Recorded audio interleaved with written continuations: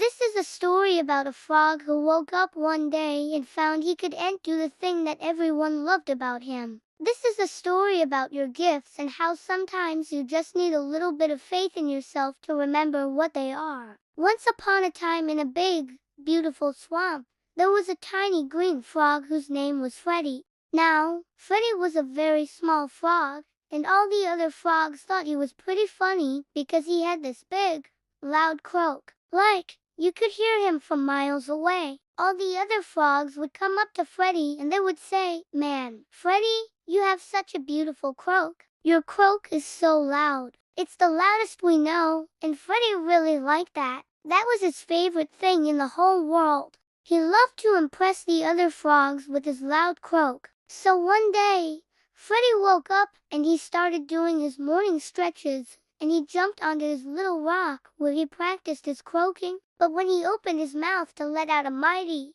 croak, nothing came out. He tried again, and this time he let out a tiny peep. Peep, peep. It was awful. Freddie couldn't believe it. He couldn't make a single croaking sound. He sat down on his rock and started to cry. A little frog hopped by and saw Freddie crying, and she said, "What's wrong?" So Freddie told her, "I can't croak anymore. I don't have a croak. I don't have a voice. I'm not me without my croak. How will I ever be happy again?" The little frog sat down next to Freddie and she said, "Well, that sounds like a terrible problem, but maybe I can help you." She said, "The wise old turtle lives at the bottom of the lake. He knows everything. Maybe he can help you figure out what to do." So Freddie and the little frog walked all the way down to the bottom of the lake to find the wise old turtle. Now, the wise old turtle was very busy, so he only answered them in riddles. The little frog asked him, "Wise old turtle,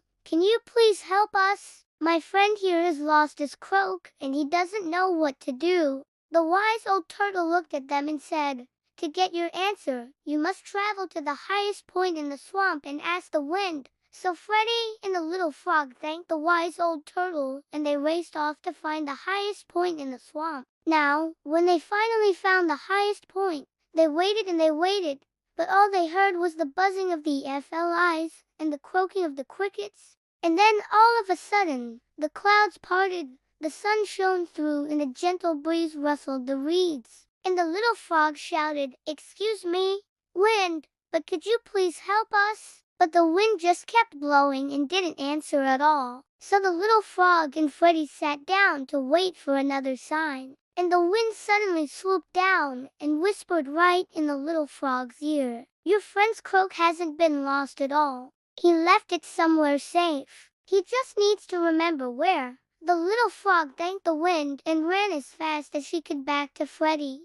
who was still sitting on his rock, waiting for an answer. She told him exactly what the wind had said, and Freddie, well, he felt kind of embarrassed because maybe he had left his croak somewhere safe. He just couldn't remember where. So he started to look around, and he found a little patch of mud near his home where he had been digging a few days before. He remembered now. When he was digging, he had found a little worm, and he had been so excited that he had put his croak inside the worm to keep it safe while he played. He quickly dug up the worm and he popped it open, and sure enough, inside the worm, there was Freddie's croak. It was shiny and bright red and bigger than Freddie remembered. He took his croak and he started to practice. As soon as he did, the croak grew larger and louder until it filled the entire swamp. All the frogs came running over to see what was happening, and they cheered for Freddie when they heard his beautiful new croak. Freddie knew then that his croak hadn't really been lost. He just needed a little faith in himself to find it.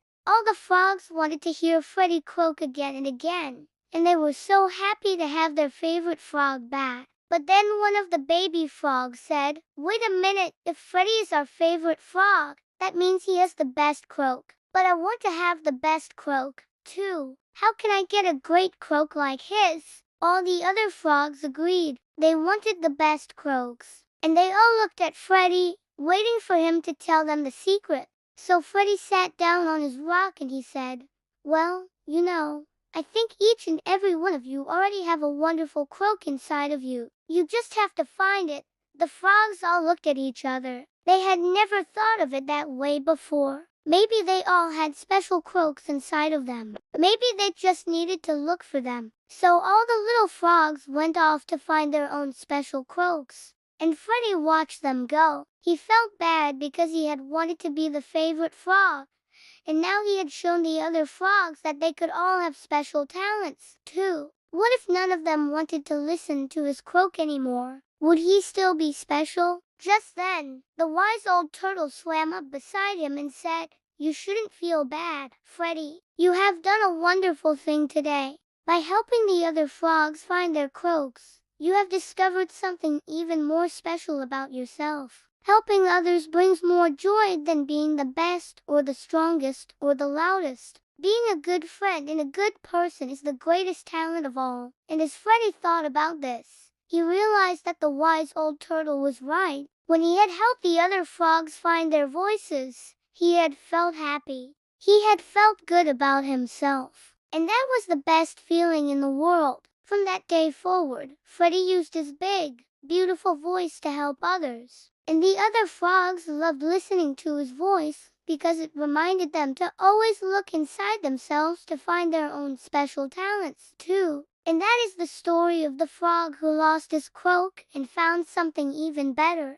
Sometimes we lose sight of our talents. Sometimes we forget the things that make us special. And sometimes we think we have to be the loudest or the strongest or the smartest to be the best. But really, the best people are the ones who try to help others. That is what makes you the best, when you care about others and you want to help them. So the next time you lose sight of your talents, just remember the story of the frog who lost his croak. And remember that being the best means helping others be the best too. Thank you for watching this Frog Street Kids story. If you enjoyed the story, make sure to like this video. Click the bell icon to subscribe and never miss out on any of our stories. Also, make sure to check out our other videos, which are made just for you.